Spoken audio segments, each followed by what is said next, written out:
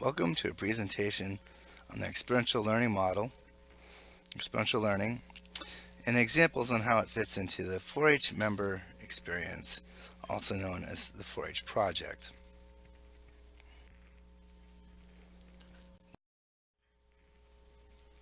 Step 1 with the experiential learning model. Let's not get intimidated by all the variations of graphics that are used to represent the model. The lines, shapes, colors, arrows. Let's just take a moment to think about what it is all about.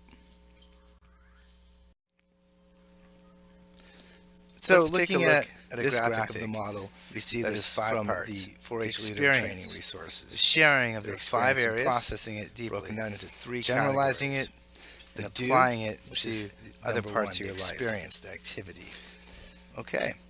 Now, how does that apply to us and our experience as leaders and our members sharing that experience? Where does this fit in? Is really the big question. 3, going a little deeper into that process, discussing it, looking at that overall experience and really analyzing and reflecting upon it.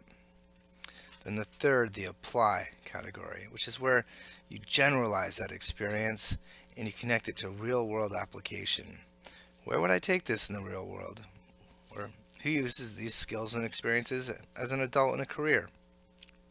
Then 5, in the apply category, which is apply. Take what you've learned and use it in a similar situation. Practice it somewhere else. Apply it to your real life. First, what it isn't. It's not as simple as to download to the little computer brain or planting seeds in heads. That's not our experience. We know that. This is more what our experience looks like. It's inside, it's outside, it's hands-on. There's tools, equipment, animals. Some you're guiding, some you're riding. There are many pieces and parts. There's groups, there's clubs, there's even individual time and reflection. So to go back to the experiential learning model and all those parts, where it all starts and lies is that number 1, the experience, that big part that we are all of. And that is where the entire model itself fits in. And we're going to explore a little further into that by blocking out these other parts and just really zoning in on that experience. Let's do that by taking a moment to look at the 4-H project. That is the 4-H experience. Breaking down the 4-H project into its 4 components. Planned work in the area of interest from the member. Aimed, planned objectives with a minimum of 6 hours of project work. Guided by the volunteer leader and summarized by some form of record keeping. Again, those 4 parts being a 4-H member's interest, what their spark is. The leader as a guide. They make a plan with goals. And in that plan, they set out together and embark on their learning experience. Looking at the 4-H project from start to completion, we're going to take an example of a 6-hour project, a theoretical example. Hour 1 is that first meeting, the planning, the goals that are selected, and the timeline. Hour 2, acquiring those resources and contacting those resources. Hour 3 is where you would meet on the site and you'd begin learning the tools and beginning the project. Hour 4, you continue using those tools and developing that project further. Hour 5 will be that place where the plan and vision and the final steps of the project are assessed, final steps are made. Then in hour 6, the completion of that project and the project summary and how it will be presented. Now let's apply that breakdown and see how that would look in a theoretical 4-H GPS mapping project. Hour 1, the goals are set. The goal might be mapping a specific walking trail in the members' community. Goal 2, acquiring those resources such as GPS unit, possible existing maps of the area that have already been made, introducing the member to potential professional contacts that have careers within the mapping unit or the area where the project is taking place.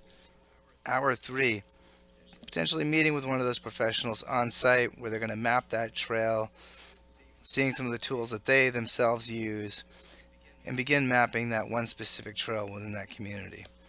Hour 4, they're going to continue using and mastering those tools as they work on completing that project. And again, in hour 5, those final steps are being made. The final steps of mapping that one trail and packaging it up and planning on how they're going to complete that project. Then in hour 6, completing that mapping project, maybe delivering that final data to the town rec department where that particular professional can enter that information into a larger mapping software for the community project. Then there's the summarizing. That could be something where the member uses a field journal where they kept notes and track their progress throughout the experience. Maybe they will make a blog post about that experience or a PowerPoint, but something that captures and shows that they take some time to reflect upon that experience, look at the goals that they had set, and kind of weigh in on them within themselves and how they did, and maybe what steps are next. So where is that experiential learning model in all of this? Well, as you see these dots start to come across the screen and fill out into the theoretical project that we had before, you can see where one experience, we put that in the beginning because it goes all the way through that 6-hour project.